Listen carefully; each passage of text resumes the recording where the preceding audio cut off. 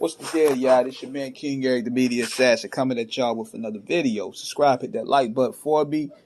Be sure to chime in, comment, do what you may have you. So, what made me want to do a video about this album was watching episode 10 of season 3 on the Wu Tang American Saga, and I thought it was pretty good. It's bittersweet, because that's going to be the final episode. But I think it gave a good closure. It gave a good closure of RZA fulfilling his promise.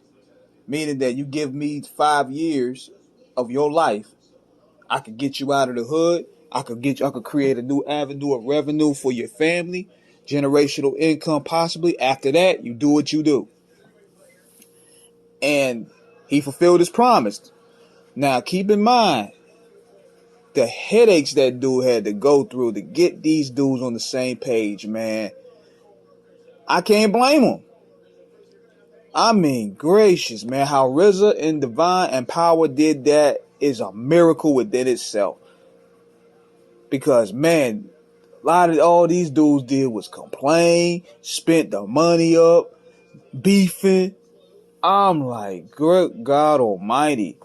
But it also played a role into the later albums. Because after 1997, that's where they started really going on different career paths. A lot of some of the Wu members didn't really shake that sophomore jinx. ODB passed away later on.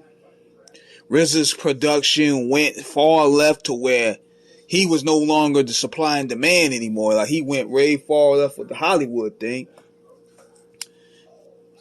And it took Ghostface to save the day for the Wu when he dropped Supreme Clientele.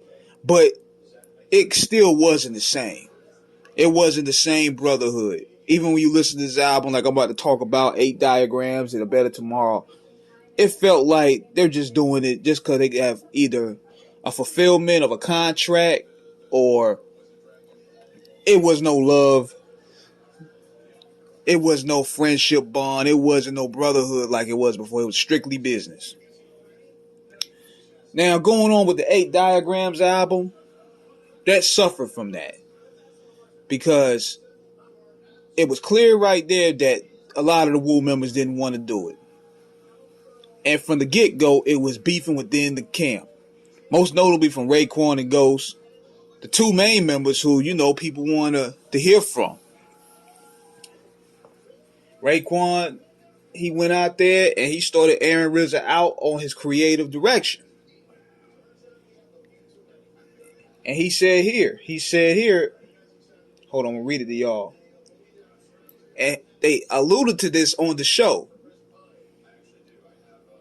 RZA's trying to create too much of this orchestra piano, He's trying to do too much of this guitar shit, and we don't want that, and the fans don't want that. He said before adding, I'm not having that. According to Ray, RZA is looking to a different direction, which he alluded on the show, musically, to leave the classic gritty production that made the Wu Tang Clan famous behind. He's like a hip-hop hippie now. Then Ghostface, he had issues too. He said, they trying to F around and make me push my album back and do all this, but niggas ain't giving us money when we did them Wu-Tang tours. Niggas hold a lot of money. It's a battle right now.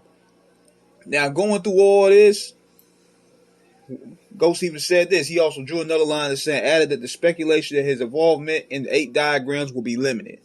The Big Doe Rehab is my album. 8 Diagrams is their album. But it ain't got nothing to do with the regular members, because I love Raekwon, Master Killer, U-God, Genius, all them. But it's on right now. Niggas better pay my effing money. Matter of fact, they could keep the money. Just get me out of their life right now. Then Ray went up there saying, don't ever play with a grown man's pockets, he said in a lower tone. Don't ever feel like niggas like they stealing from him because we was the niggas that would did anything for you, jump in front of a bullet for you.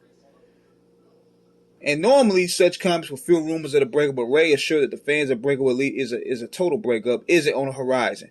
He went on further to say that the fans may not get one, but the Wu-Tang Clan albums in the near future.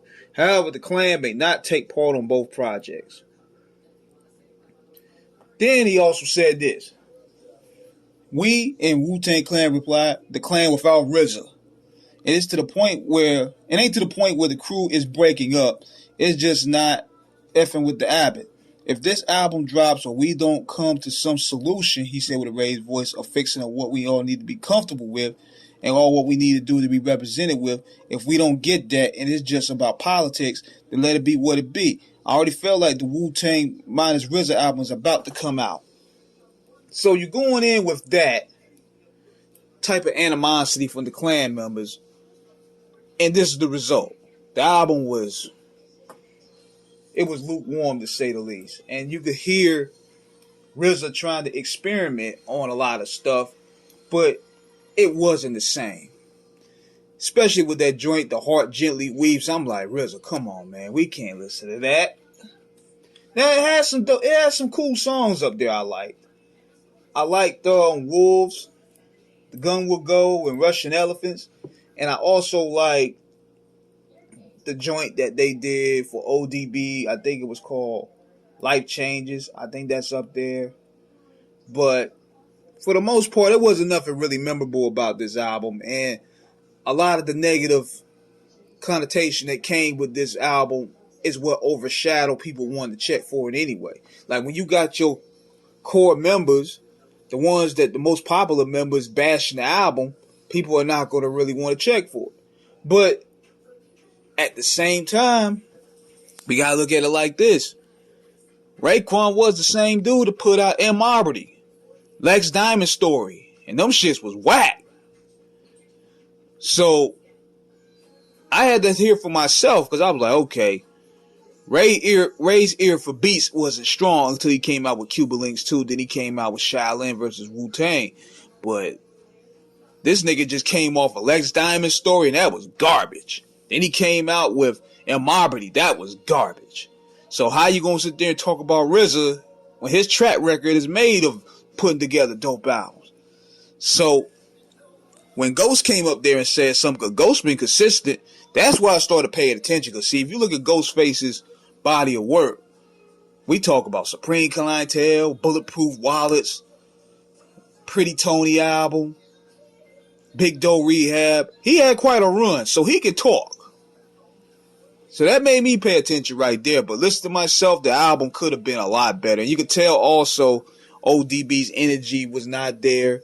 The clan was still grieving. And there's a lot of issues that needed to be solved. But that's what happened with the 8 Diagrams, man. I mean, it should have been a comeback album to introduce themselves to a new generation of fans. But turmoil, death, money, all that stuff played a role. So let me know what you guys think in the comments. Subscribe, hit the like button, please.